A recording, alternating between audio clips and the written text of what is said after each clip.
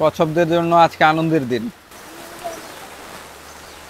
আসসালামু আলাইকুম everyone, welcome to my birds canvas. আপনাদের সাথে আছি আমি চাষি মানিক। ঘূর্ণিঝড় রেমালের প্রভাব কার এলাকায় কেমন পড়ছে একটু জানাবেন। আমি তো সকাল থেকেই খুবই ঝামেলার মধ্যে আছি। আমাদের বার্ডস ক্যানভাসের সব প্রাণীগুলো এবং শখের খামারের সব ছাগলগুলো নিয়ে খুবই বিপাকে আছি এই মুহূর্তে।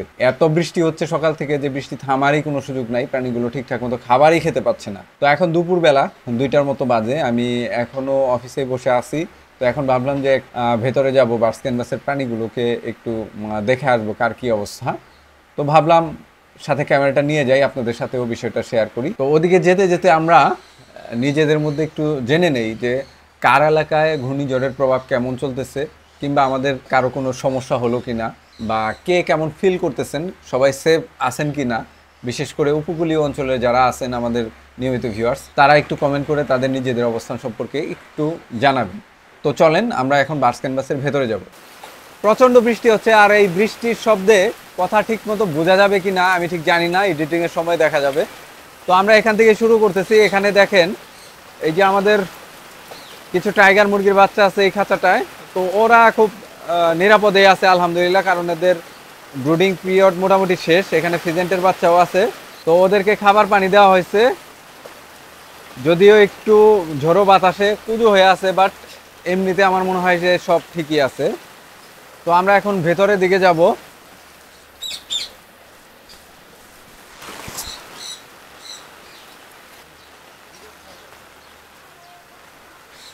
বৃষ্টির পানিতে হাঁসগুলো দেখেন জবুথবু হয়ে আছে। এই যে হাঁসগুলো, রাজহাঁসগুলো এইদিকে আছে। ওরে,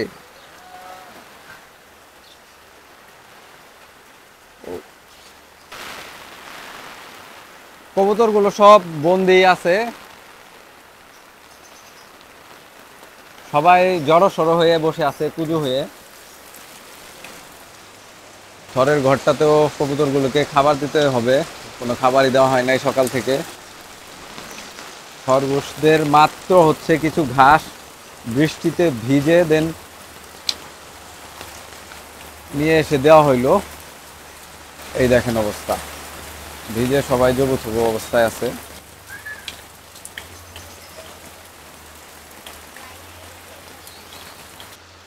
মুরগিগুলোকে আজকে আটকেই রাখা হয়েছে, এদেরকে ছাড়া হয় নাই। এই যে টার্কিগুলো এখানে আছে, ওই যে পানির পটটা ফেলে দিছে। এই হচ্ছে সমস্যা, এত বৃষ্টি ঘর থেকে বের হওয়া যায় না, আর এরা আছে হচ্ছে গিয়ে এই প্রবলেমগুলো করে।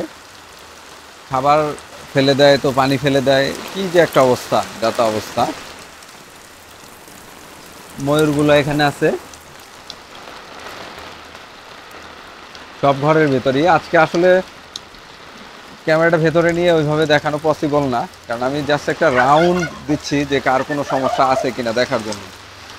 ফিজেনগুলো এখানে জবুথবু হয়ে বসে আছে। এই যে ঘুঘু পাখিরাও খাবার দেওয়া হয়েছে, পানিও দেওয়া আছে। এখন ওই টার্কির ওই জায়গার পানিটা জাস্ট হলো আবার দিতে হবে।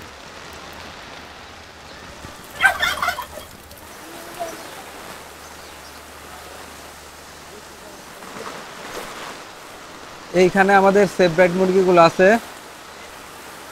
ওই যে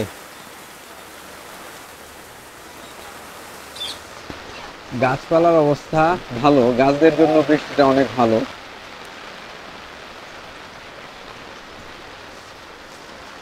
সবচেয়ে বেশি প্রবলেম হচ্ছে আমাদের বার্ডদের, কারণ ওদেরকে যে খাবারগুলো দেওয়া হয়েছিল সেই খাবারগুলো হচ্ছে ভিজে গেছে, পানিতে একবারে টইটুম্বুর হয়ে গেছে। যে কারণে খাবারগুলো আমরা এখন উঠায় রাখছি, যে আবার হয়তো বৃষ্টিটা যদি একটু ছাড়ে তখন আবার নতুন করে খাবার দেওয়া হবে, আর না হলে অন্য কোনো ব্যবস্থা করতে হবে বিকল্প।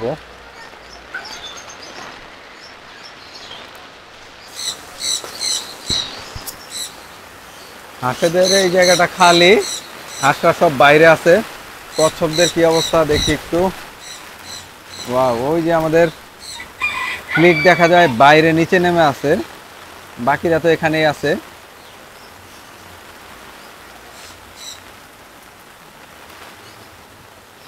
কচ্ছপদের জন্য আজকে আনন্দের দিন। বৃষ্টি বৃষ্টি, সারাদিন বৃষ্টি।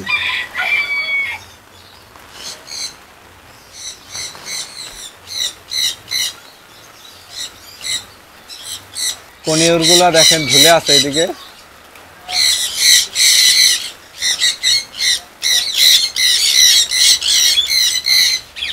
টিয়া পাখিরও একই অবস্থা। এই জায়গায় আমাদের কিছু বড় টার্কির বাচ্চা আছে, এগুলো অনেকটাই ভিজে ভিজে গেছে, একটু জ্বর সর হয়ে আছে। বৃষ্টি থেমে গেলে আশা করি আর সমস্যা হবে না। আর এই দিকটাতে সুগার গ্লাইডার এবং হচ্ছে গিয়ে আমাদের হেজ ঝগড়া আছে, তো ওরা তো সচরাচর দিনে বেরোয় না, তো ওদের দেখতে হলে রাত পর্যন্ত অপেক্ষা করতে হবে। ওরা আজকে বৃষ্টির দিনে ঠান্ডা পেয়ে আরো বেশি ঘুমাচ্ছে মনে হচ্ছে।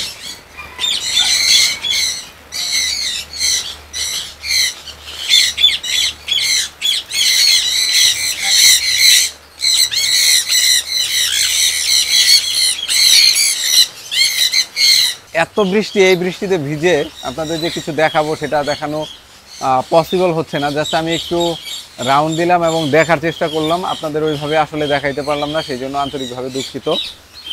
দেখেন পানি জমে গেছে একদম, প্রচণ্ড বৃষ্টি হচ্ছে।